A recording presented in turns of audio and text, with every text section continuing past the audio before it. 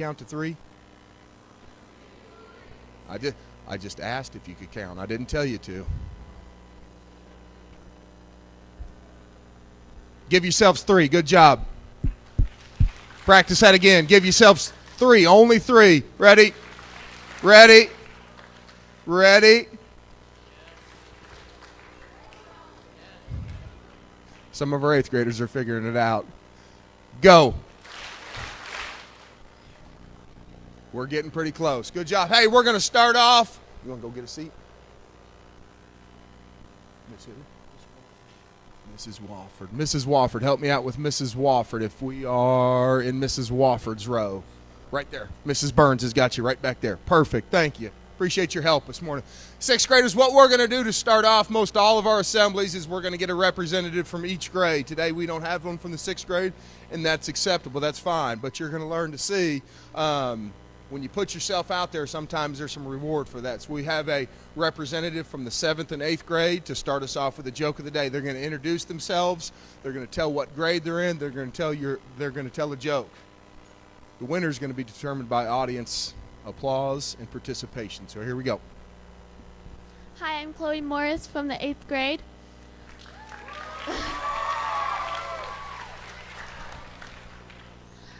A $5 bill and a $1 bill walked into the store. A $5 bill said, "I'm worth more than you." The $1 bill said, "So I'm worth less of you." And a quarter walked by and said, "Well, you two don't make any sense."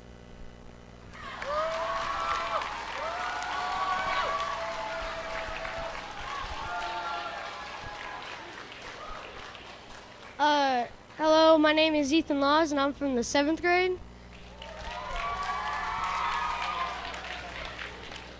Why do they have fences around graveyards? People are dying to get in.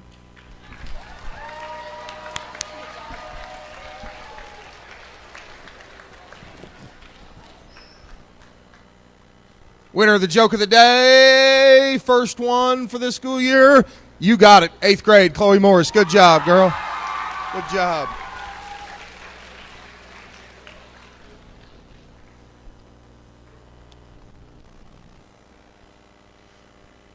Got a couple slides. Want to talk to you guys about a couple different things today. Might have a little bit of time at the end to do a little special recognition, but want to talk to you guys about digital citizenship. Every one of your teachers is going to be able to talk to you guys about that. We talked a little bit yesterday on how we're expanding our use of technology, specifically through movie making and utilizing that format. Anytime, guys, you get on the internet, anytime you get on there, you're building a resume. And I want you to take a look, and I don't know if you can see this poster, so I'm going to read some of the comments on there. When you get on there, we want you to think before you post anything. Why do we want you to think about that? You've heard before, you've probably heard people, and the term out there is a digital footprint. You know, something you leave behind. I was at a conference this summer, and they kind of explained it a little bit differently. Sometimes as you have a footprint, whether I'm walking in the snow or I'm walking in the sand, what happens after time? It fades away, right? But when you get on the internet and you post things, does that ever really fade away? The number one thing people look through when they go through the hiring process, when they go through the application process, whether it's when you're competing for scholarships athletically or academically or going in for job interviews, when you leave that job interview, or more often than not, beforehand, before they even bring you in there, you know what they do? They do a very thorough background check on you over the internet. Before, it was a lot harder. They did background checks, and background checks were typically something through police matters and blotters. Guys, if you're reading something, I want you to put it away right now. I want your eyes up here on me.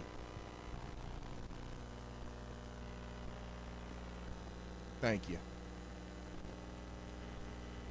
Now, they're able to do the same thing instantly. And they can look at any time you've gone back in there. So it's really not a digital footprint. It's a digital tattoo. It's very, very, very hard to get rid of. Can they go back and backtrack and possibly do some things? You bet they can. but it's nearly impossible to hide what you've put on there. So we want you to think. We want you to think, who might be able to read this? Who might be able to read this instantly? There's a lot of things that have came up here in the last couple years where you can supposedly post something and it disappears instantly, right? Somebody reads it and it disappears in a matter of seconds. Well, we all know now if I'm getting these messages and somebody's going to send me something that's ugly, that's nasty, that's inappropriate, the number one way I can help handle that is I can take a screenshot of it. And then whether it's a police matter or a school matter or a parent matter or something you need to handle, then you have documentation of that. So taking screenshots of those things that disappear can help. Think who can see it now, think who can see it long term.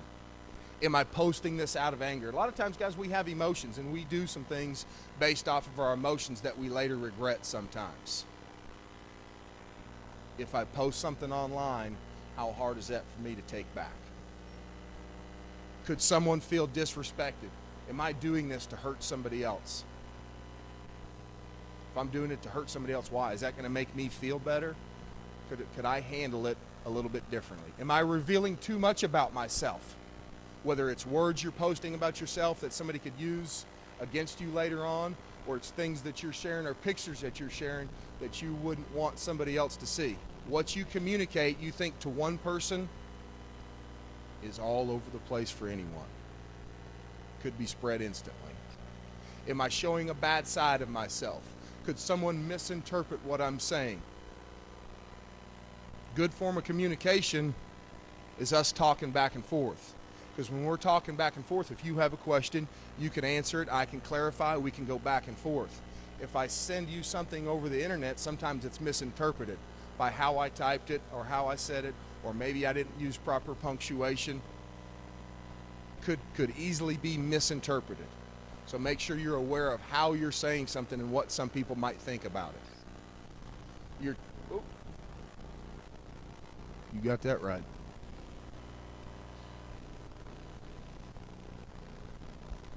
Your teachers are going to cover that digital citizenship more in depth every time you guys get in there and use that stuff. But what I want to talk to you about today is just a couple different policies in regard to electronics.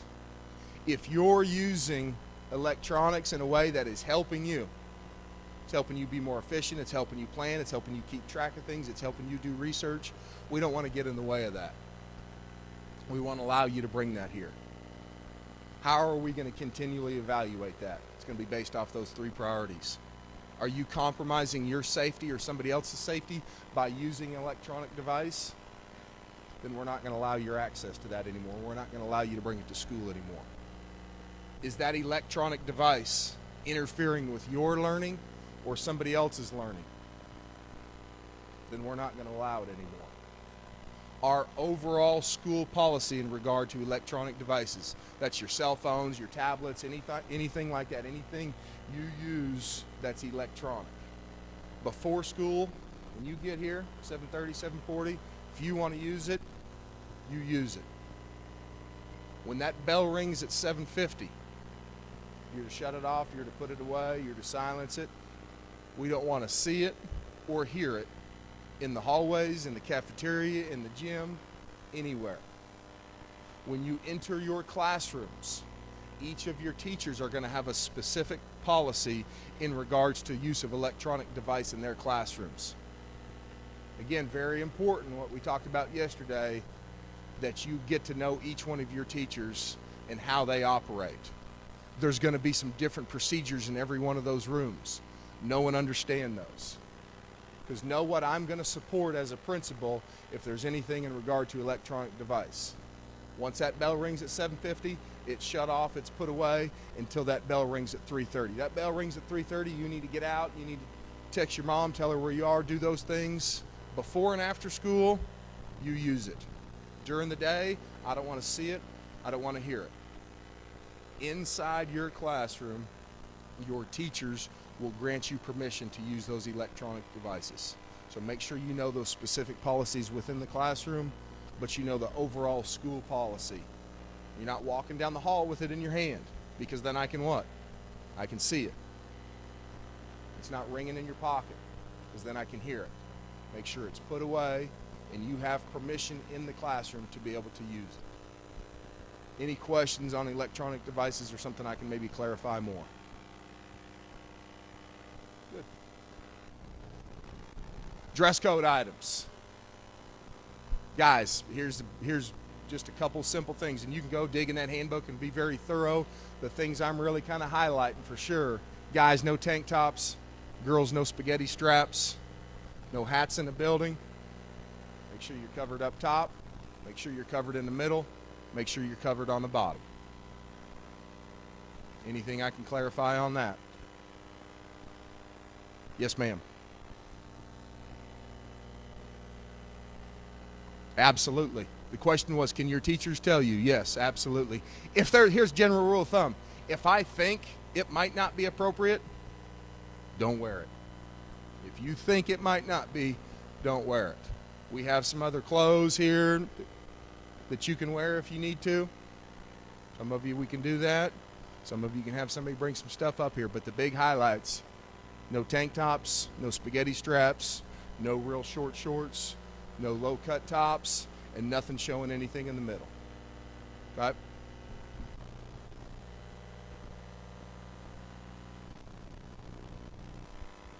If you're outside of your classroom, guys, it's important that these teachers, again, go back to priority number one. It's about safety. These guys are responsible, these teachers are responsible for you if you were on their roster.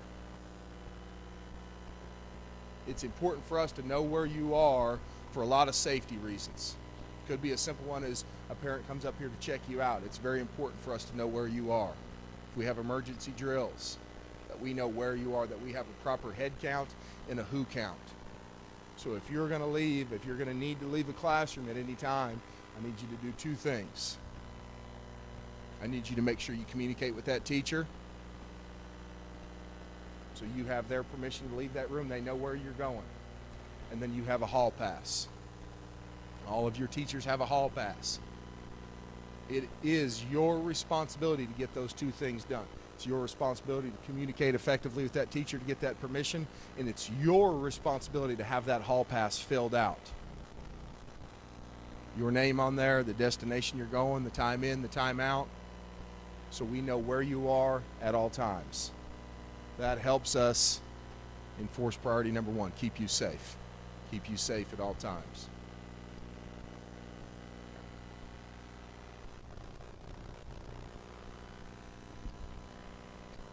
You know, I just kind of want to touch on this just a little bit. We've got some announcements and things we want to cover. It was brought up, and I've heard some of the kids say it yesterday, and I was actually listening to a gentleman last night talk about beast mode. Think about what that rings in your head. That competitor, that hard worker, that champion. But what I heard explained last night, I never really heard before, there's a picture of a lion up there, because that's kind of been the symbol for that here lately on social media and things, of that beast, of that king of the jungle. Well, it's a representation of a lot of things. But what I've never heard it explained before is how that lion is more interested in the process of becoming a champion than just being a champion. And what I never heard about lions and those beasts, those competitors,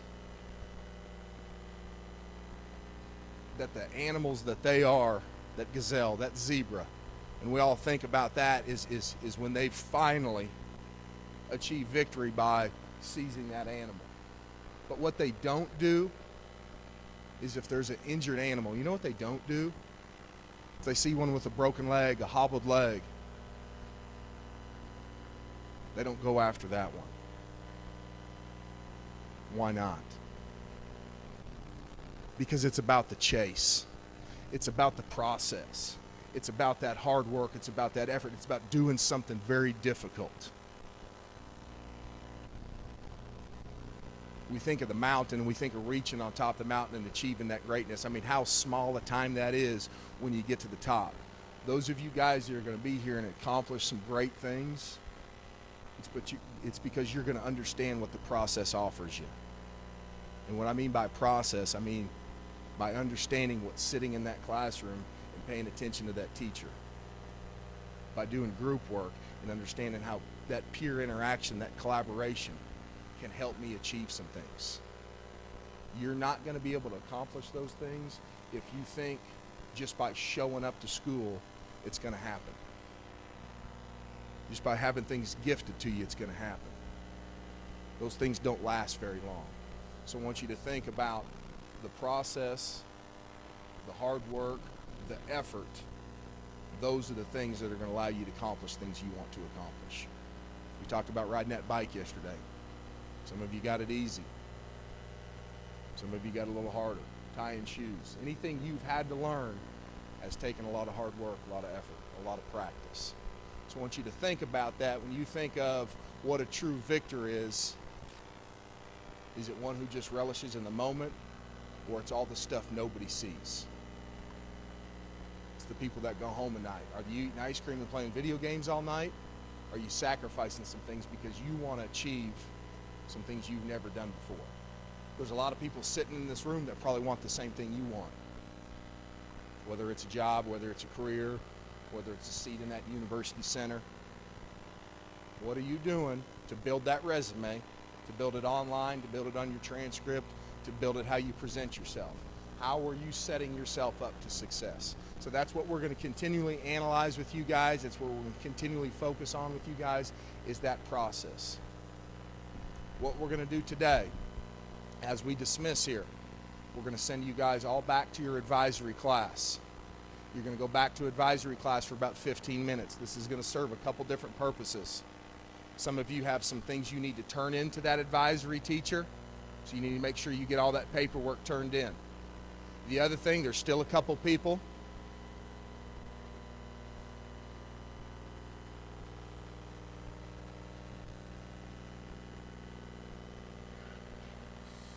we got plenty of time.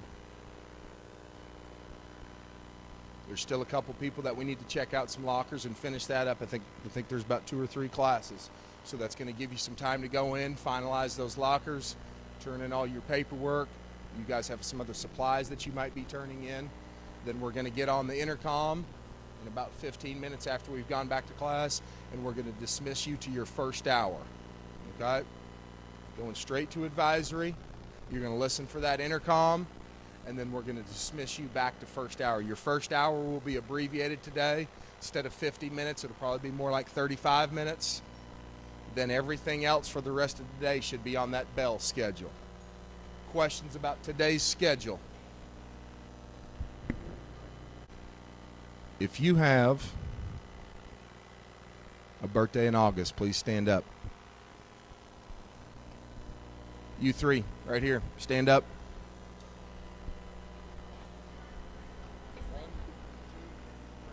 Happy birthday to you. Happy birthday.